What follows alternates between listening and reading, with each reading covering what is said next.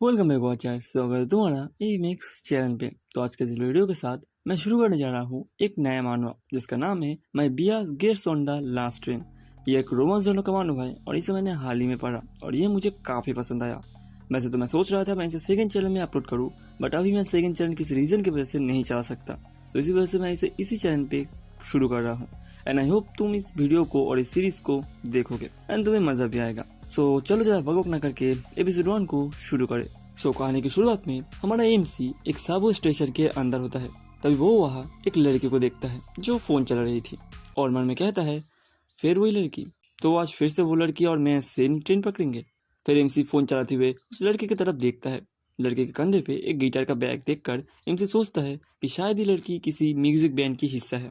लेकिन तभी वो लड़की भी एमसी की तरफ देखती है, जिससे घबरा के एमसी मुंह मोबाइल की तरफ कर लेता है और सोचता है शायद से वो लड़की अब मुझे एक परवर्ट समझ रही होगी।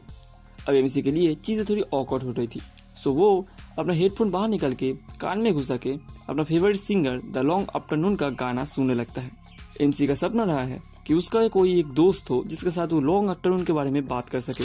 असल में ये जो लॉन्ग आफ्टरनून नाम की सिंगर है वो उतनी ज़्यादा फेमस नहीं है, सो इसी वजह से बहुत ही कम लोग हैं जो इसे जानते हैं। लेकिन हमारा एमसी इसका बहुत बड़ा फैन है, तो इस वजह से वो चाहता है कि किसी के साथ वो लॉन्ग आफ्टरनून के बारे में बात कर सके। एनीवे एमसी का गाना ठीक से सुनाई नहीं दे रहा था, सो वो अपना वॉल्यूम फुल कर देता है। लेकिन तभी उसके पास गिटार गर्ल आके कहती है एक्सक्यूज मी, क्या तुम तुम्हारा मोबाइल का वॉल्यूम थोड़ा कम कर सकते हो, मैं वहाँ से भी सुन पा रही हूँ। अब ये सुन के तो एमसी का हालत खराब हो जाता है, क्योंकि जो ईयरफोन्स थे ना वो ठीक तरह से कनेक्ट नहीं हुए थे। तभी लड़की पूछती है क्या तुम्हें लॉन्ग आफ्टरनून का गाना पसंद है? मुझे भी बहुत अच्छा लगता है। लड़की से ये सुन के तो हमारा एमसी एकदम झूम उठता है और खुशी से कहता है अमेजिंग, मैं उसकी बहुत बड़ा फैन हूँ। मैं आज तक किसी से नहीं मिला जो लॉन्ग आफ्टरनून का फ़ैन हो, लेकिन वो बहुत बढ़िया गाती है। वो एक आईडी म्यूजिशियन है जिसके बहुत ही कम फ़ैन है।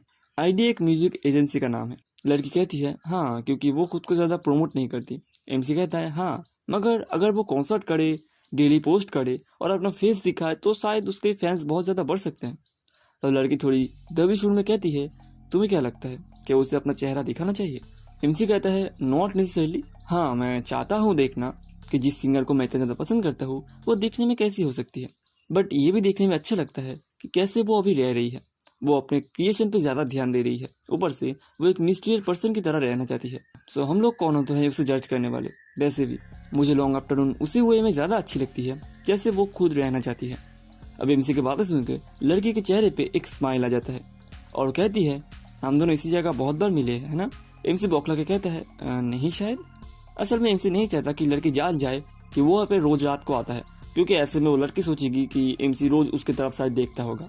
तब लड़की ट्रेन में चढ़ती है और कहती है ऐसा है, बट मुझे लगा तुम जानते होगे क्योंकि हर बार तुम मेरी तरह घूरते जो रहते हो।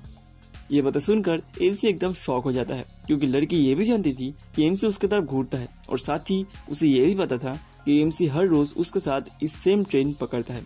सो इसका मतलब लड़की हमारे एमसी को हर रोज नोटिस तो करती थी।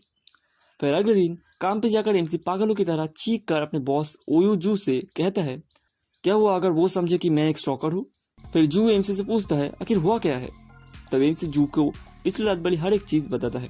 सारी बात सुनकर जू कहती है ये कुछ भी नहीं है, उस लड़के को बस पता है कि तुम भी वहाँ पे जाते हो, और अगर वो तुम्हें एक स्टॉकर समझती है तो वो तुम्हें बहुत ही पहले ही अवॉइड करती। नेक्स्ट टाइम तुम जब उससे मिलना तो उससे इस बारे में प्रॉपरली बात करना, तभी तुम्हें पता चलेगा कि वो तुम्हारे बारे में आखिर क्या सोचती है। वैसे कौन जाने, शायद यहाँ से एक लव स्टोरी शुरू हो जाए। बॉस की बातें सुनकर एमसी के पसीने निकल जाते हैं और कहता है मैं अभी ऐसी पोजीशन में नहीं हूँ कि मैं ऐसे किसी को लाइक कर सकूँ। मैं मेरे ग्रेजुएशन के लिए बहुत ज़्यादा बिजी रहता हूँ, ऊपर से आधी रात तक काम करना पड़ता है ताकि मैं मेरे घर का रेंट पे कर सकूँ। मैं बस उस लड़के के बारे में क्यूरियस था।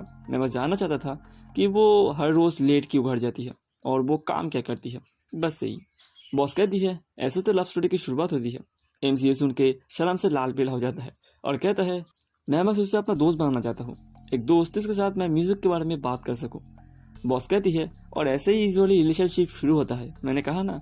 बस ठीक है, अब काम का टाइम आ चुका है, ऑर्डर आया है, जाके काम करो। सो एमसी ऐसे काम पे लग जाता है। फिर सीनियर से शिफ्ट होता है और एमसी काम से घर जा रहा होता है, यही सोचते हुए कि वो आज लड़की से माफी मांग के रहेगा। लेकिन स्टेशन पहुंच के बेचारे का मुंह बन जाता है, क्योंकि आज बेचारे के सीट पे ये अंकल सो रहे थे।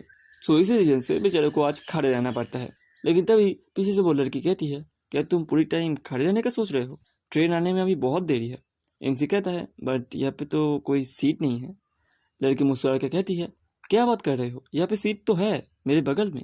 और बस हमारे एमसी के इस रिएक्शन के साथ हमारा एपिसोड खत्म हो जाता है। आई होप तुम्हें वीडियो अच्छा लगा होगा। अच्छा लगा तो लाइक जोर से कर देना एंड चैनल पे नए हो तो सब्सक्राइब भी एंड कमेंट शेयर तो तुम कर ही दोगे। सायोनारा।